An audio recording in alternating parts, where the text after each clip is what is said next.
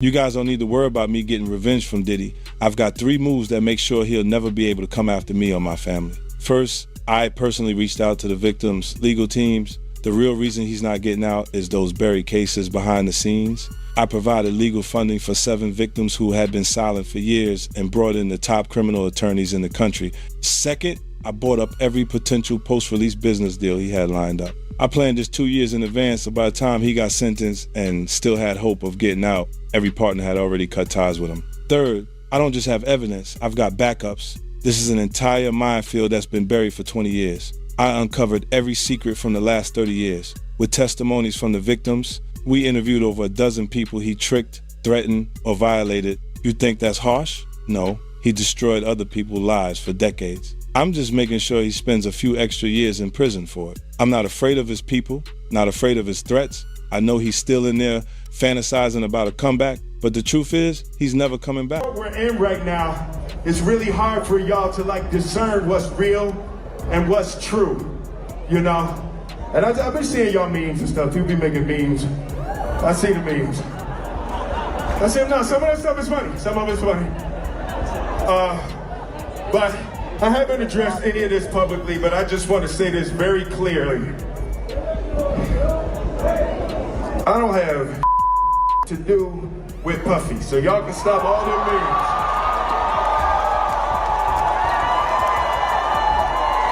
I can stop all of that. I ain't been nowhere near no damn freak off. Listen, I do enough of my own. Don't be putting me in other people's. For years, some of the most powerful names in entertainment existed inside a shared silence. Not because questions didn't exist, but because asking them carried a cost. Now with 50 Cent's documentary, that silence is being challenged not with accusations, but with structure.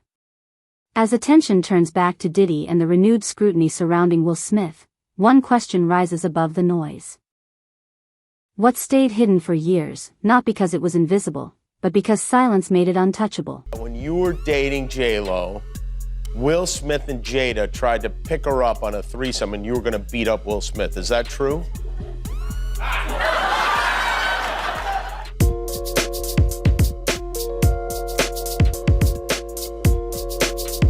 You really heard that? Nah. What? Yeah, I watched it on the internet. You're telling me I can't believe everything I read? What? I don't know what you're talking about.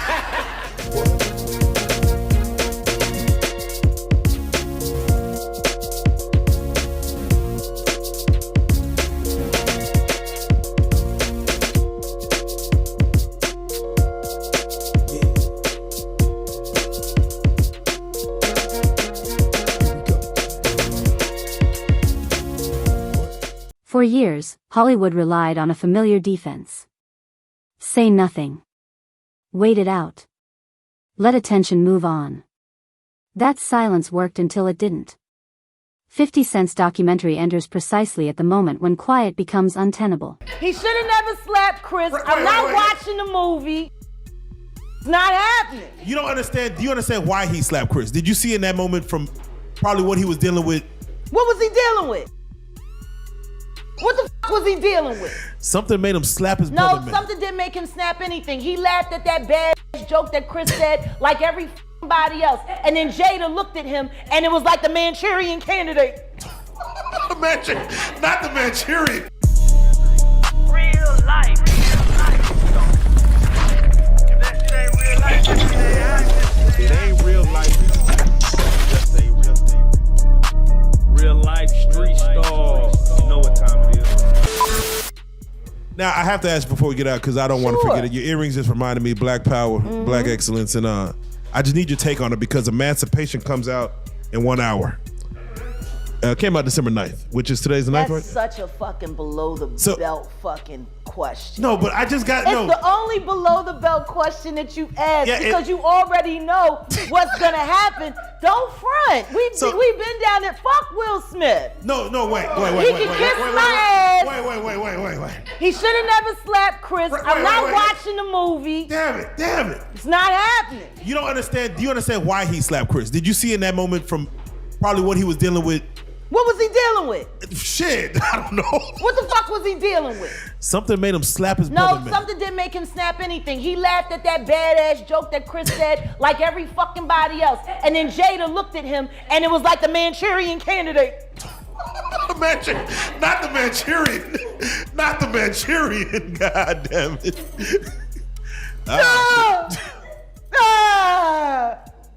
That's what the fuck happened.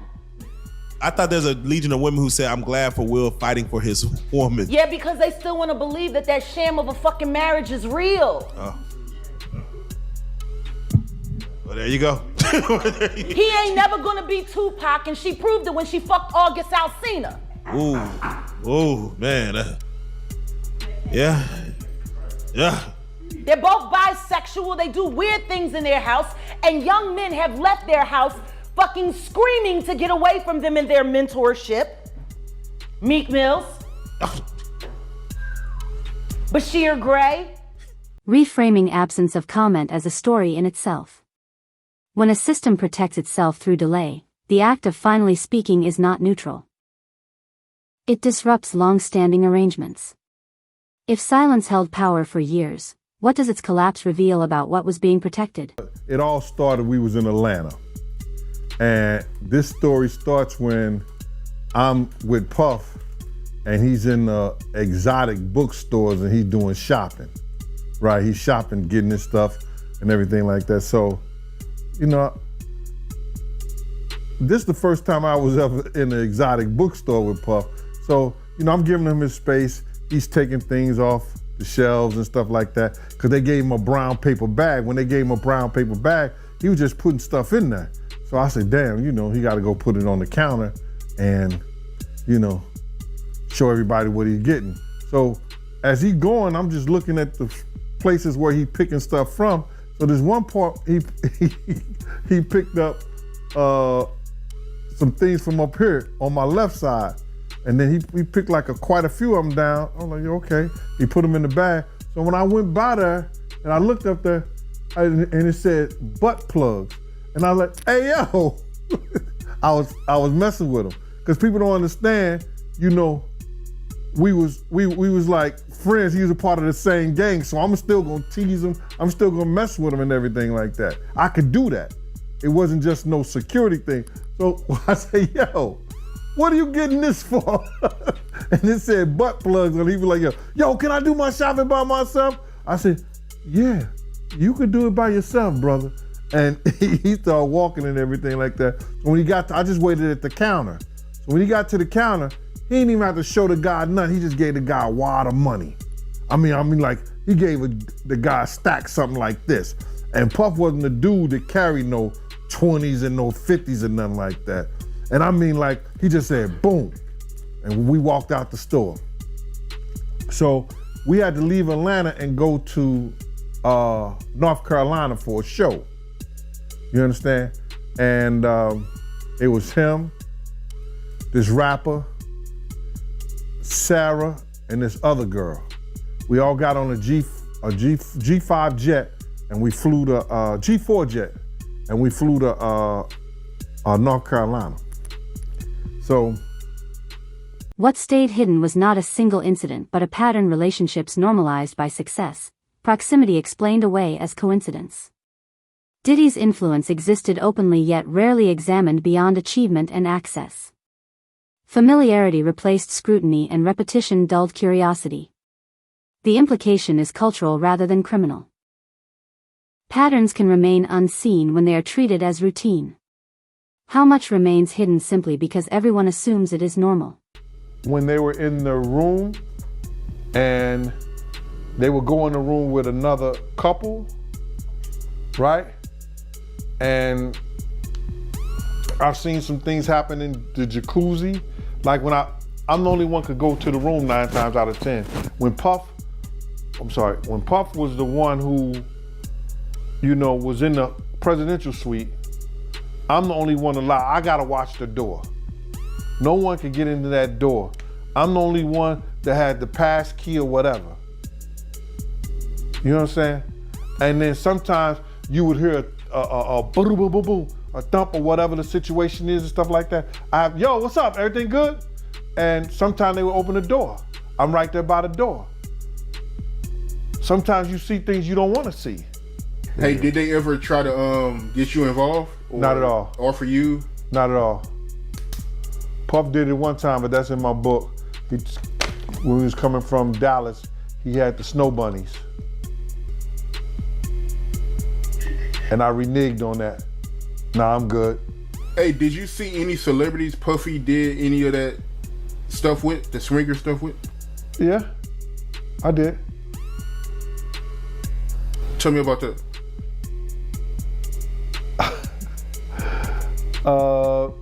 I think I told you about that. One time, him and somebody, him, Sarah, and this young girl flew from Atlanta. And they, and flying from Atlanta, we had this artist with us, right? And we were staying in the presidential suite at the hotel. And this particular artist and Puff, they told me, don't let nobody come in the room. So I said, all right, cool. So I propped my chair by the room door. Power rarely stands alone. It operates through proximity.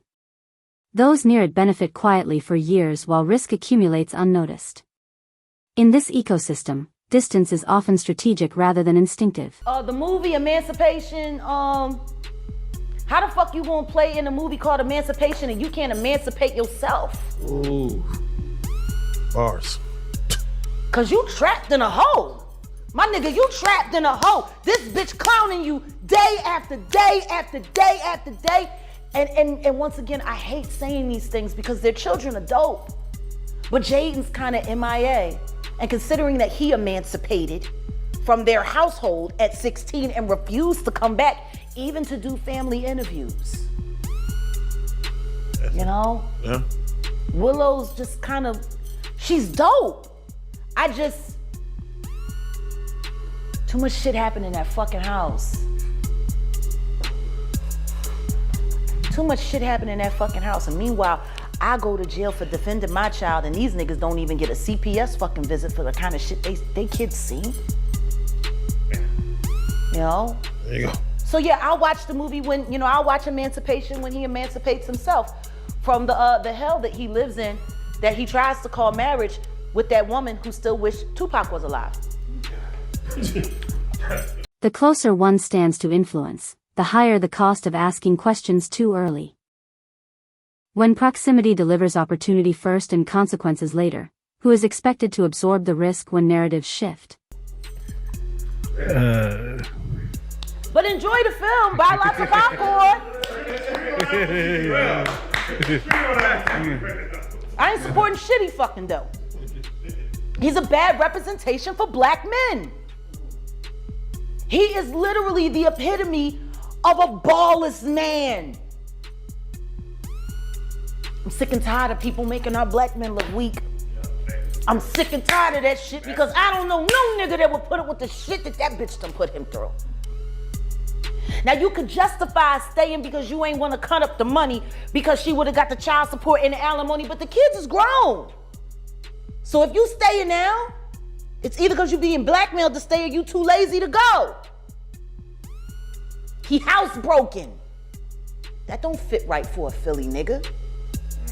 But he did grow up in Overbrook though. He didn't technically grow up in West Philly. That was Jazzy Jeff's life he was writing about. He lived over there, not far from where Kobe Bryant grew up. That's the other side of City Avenue. He came up Overbrook, so they had big houses and he wasn't at the playground get beat up. That was Jazzy Jeff. Will Smith's public distancing marks a transition from long-standing discretion to explicit boundary setting. In the modern media cycle, denial is not only a rebuttal. It is a signal that the narrative has reached a consequential threshold. Delivered calmly and publicly, the message draws a line without escalating conflict. Yet, timing carries its own meaning. When distance is declared only after silence becomes costly, what does that suggest about the price of speaking sooner? So I'm gonna get into this Diddy documentary that's been going on, man. It's still #1 as far as I know, man. I mean, I don't know how many millions of times this thing has been streamed, but this thing it's kind of crazy how big this thing actually is, you know, because us that's been following for a really long time, you know, kind of heard a lot of the stuff, man, but people are still going crazy for it, man. So what was your first reaction when you first seen it? When I first seen it, I said, damn, they stole my whole damn idea. You understand? Because I was talking to the producers, and before I talked to the executive director, and the producers knew, I was telling them what I was bringing to the table. Because I was trying to get a deal for me, Kirk, and Tim all together. Like a package deal. I wanted to try to get like $50,000 for each. A documentary changes the rules. By organizing fragments into chronology and context, 50 Cent moves the conversation from rumor toward record. This is not a verdict. It is an audit of attention, asking why certain questions were never sustained, and why others faded. You know what I'm saying? So I told them what we was bringing to the table, who was going to tell the story, how they was going to tell their story. You know, I didn't know exactly what they were going to say, but I knew Tim grew up with Puff, so he can get the childhood thing. So I'm going and telling them the whole angle in which I would like for this to go. You know what I'm saying? What we was bringing to the table. I didn't know how they was going to do it, but I was saying, this is what we're going to bring to the table. Tim could start off with the childhood part of it because they grew up together. That's Tim Dog, Tim Patterson. Also, you know, he was the one who was working at Uptown. He was executive over there of A&R and all that other stuff. He went to Island Records. He used to work with over there at Arista, the whole 9 yards. Tim is the one who had the Lost Boys. If you remember the Lost Boys, yeah, you know what I'm saying. Tim was the manager of them. That was his group and everything like that. So Tim had a lot of inside and a lot of stuff to do with Puff. I had a lot of other people I could have brought to the table too. Eddie F, who taught Puff how to work the board and everything like that. Just Eddie F, Heavy D, and the boys DJ. I was gonna try to get Eddie and some other people like that.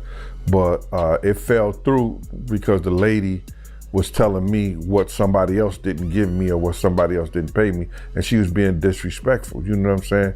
I thought she was a white lady. I'm finding out she's a sister. Long-form inquiry challenges an industry built on forgetfulness by insisting that stories remain visible. When documentation replaces dismissal, who decides which version of events becomes permanent? You know, Diddy has a long list of victims. You know, I mean, you got Cassie, Kurt Burrows, Shine, Little Rod, Mark Curry. I mean, you know what I'm saying? The list goes on of all the people who he's did wrong. You know, out of all the people you've heard of, and all the stories that you heard and the stuff that you know about, you know, who do you think is like Diddy's biggest victim? Who I think Diddy's biggest victim is? Yep. The mothers. Okay. Big's mama. Wolf's mother. The people that lost their sons. They could never get that back. Especially with those are the two people that changed his life. Put him on that pedestal to be a great producer. So I believe the mothers in them that lost their sons are the biggest victims of it all.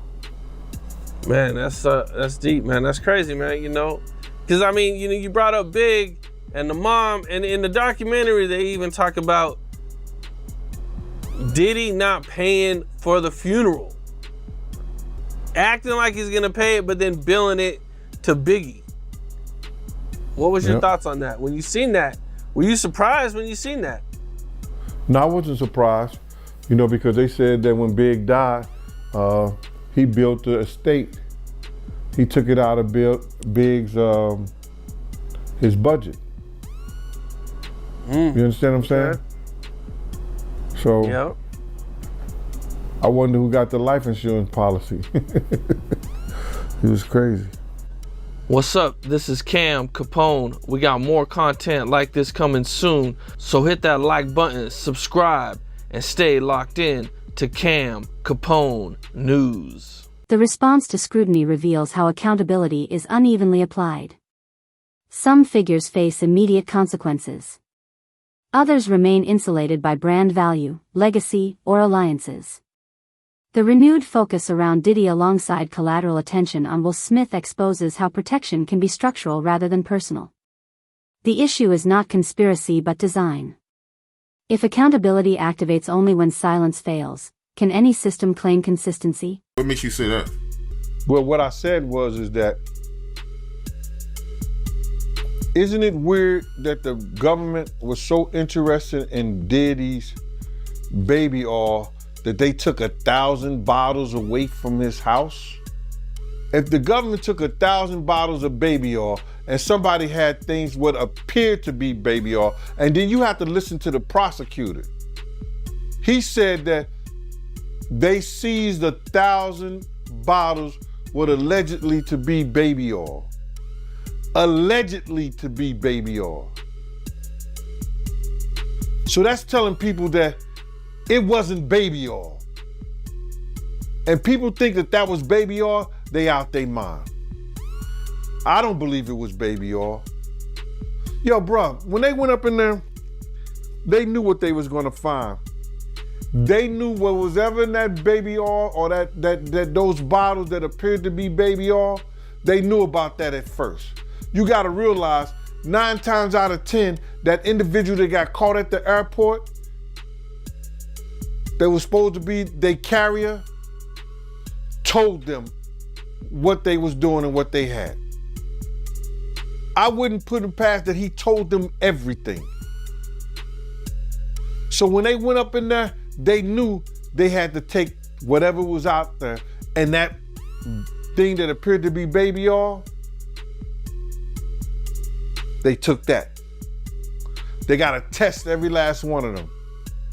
Let's see how much, let's see how many of those come back to be baby oil. Bro, listen to me. Costco don't sell that much baby oil. Where you know sell that much baby oil? Yeah, I don't know any store that sell that much baby oil. I know Costco, they came out and said that they don't even sell baby oil. My sentiments exactly. But you personally, right, what do you believe was in the baby oil? If you ever seen a massage parlor being raided and they walking out the people, do they take the massage oil with them when they go? No, they just walk out the people who are. Silence is rarely accidental. It is incentivized. Careers advance through access, stability, and alignment while dissent threatens exclusion. This documentary examines how silence becomes a currency traded for opportunity and preserved by fear of disruption. When the cost of speaking outweighs the cost of waiting, quiet becomes the rational choice. If honesty threatens survival within the system, how transparent can that system ever be? Yo, let's get right into it. Diddy, he got indicted. You called it, man. A few weeks ago, you was on the platform and you said that he was going to get arrested in September. Yeah, man.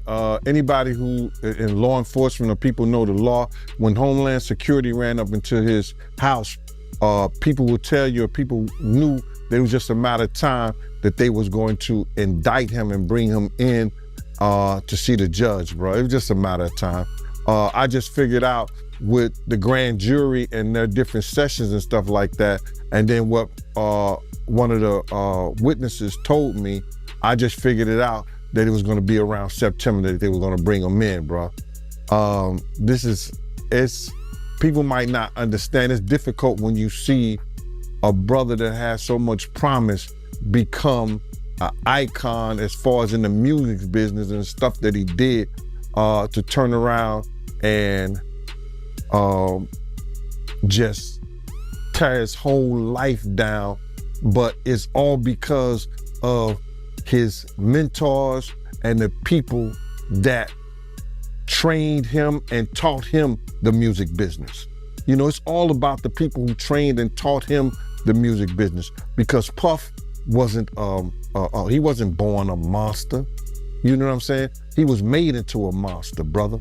Do you understand what I'm saying? He was made into a monster from the stuff that happened to him the things that he had to do. You understand? The things that he had to do to become who he is. You know what I'm saying? You know, it's like this, brother. You never like something so much that you can't do without, and you never be willing to do anything to get where you want to be at. You gotta have principles, you gotta have morals, you gotta keep with that stuff. And in that music business, a lot of that stuff get thrown out the window. You understand? And that's what happened to him. He started doing the things to other people that was done to him. To keep it frank, he was doing the things to other people that was done to him. And it is what it is. You gotta know better. And if you know better, you will do better. When he was in New York City, he was like that gecko from the Geico commercial. Then he turned and started going, when he lived in Cali and Miami, he turned into Godzilla. I would see him talk about how he using drugs. He was never like that. Smoking cigarettes, smoking weed and everything like that. He turned into something that you could consider a monster, bruh. Then he started doing things to people, you understand, that... This story does not conclude with a denial or a documentary release. It begins a reckoning. What stayed hidden for years now competes with documentation, public memory, and sustained attention. 50 Cent, Diddy, and Will Smith occupy different positions within the same framework: challenge, power, and proximity, revealing how silence once stabilized the industry, and how its rupture creates uncertainty. The final question remains unresolved. Once silence is broken, will truth replace it, or will the system simply learn more refined ways to stay?